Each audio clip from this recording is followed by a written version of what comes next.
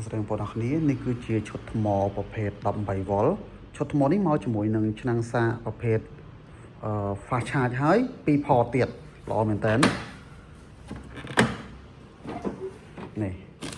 អញ្ចឹងឆ្នាំងសាក2 port នេះគឺសាកម្ដងបាន2កូនក្នុងពេលតែមួយសាកស្មើគ្នាបើថានៅពេលដែលប្រើគឺប្រើទាំងពីរមិនមែនសាកមួយពេញហើយបានផ្ទេរចរន្តមកកន្លែងមួយទៀតទេគឺសាកម្ដងបានទាំងពីរហើយមកជាមួយនឹងថ្ម5 ampere ទៀតឈុតហ្នឹងណាមកជាមួយនឹងថ្ម5 ampere 2កូនបាទហើយលេខកូដថ្ម5 ampere គឺ BL 1850B ការសាកមកពេញជាមួយនឹងឆ្នាំងសាកលឿនមួយនេះគឺចំណាយពេលតែ40ជាងនាទីទេគឺលឿនមែនតើអញ្ចឹងមានន័យថាយើងប្រើប្រាស់គឺអាចនិយាយបានថាសមត្ថជាមួយនឹងការសាកលឿនការប្រើប្រាស់បើសិនជា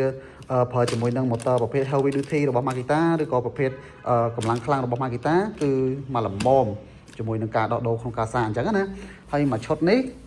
គឺមានលេខកូដ 191G 51 ដក 5 នេះគឺជាលេខកូដកំងណាលេខកូដកំងបាទឬក៏ MKP 3PT 184បាទហើយមកជាមួយនឹងប្រអប់ជាប់បែបនេះបាទតំណងបាទទុកដាក់អញ្ចឹងមកបាទហើយតើតោងជាមួយកន្លែងពណ៌លឿងនៅលើឆ្នាំងសាកនេះគឺជាកន្លែងជាប់បាទជាប់ទំនាក់ទំនងរវាងថ្មបាទដោយសារថ្ម Makita គឺមានកន្លែងពណ៌លឿងនេះដែរបាទដើម្បីភ្ជាប់ទំនាក់ទំនងផ្ដល់ទិន្នន័យគ្នាទៅវិញទៅមកសាកពេញឬក៏មានបញ្ហាអីផ្សេងៗបាទលើបន្ទុកការងារអីផ្សេងៗឬក៏បាទផ្ដល់ព័ត៌មានអំពីការប្រើប្រាស់ឬក៏ការសាកចំនួនសាកអីផ្សេងៗគឺមាននៅលើនោះទាំងអស់ហើយចំពោះជើងថ្មនេះទៀតបាទជើងថ្មនេះគឺមានកន្លែងចង្អុល2ចង្អុល2នេះសម្រាប់ភ្ជាប់ទៅជាមួយតួម៉ូទ័រទៀតដើម្បីផ្ដល់ព័ត៌មាននៃតួម៉ូទ័រទៀតអញ្ចឹង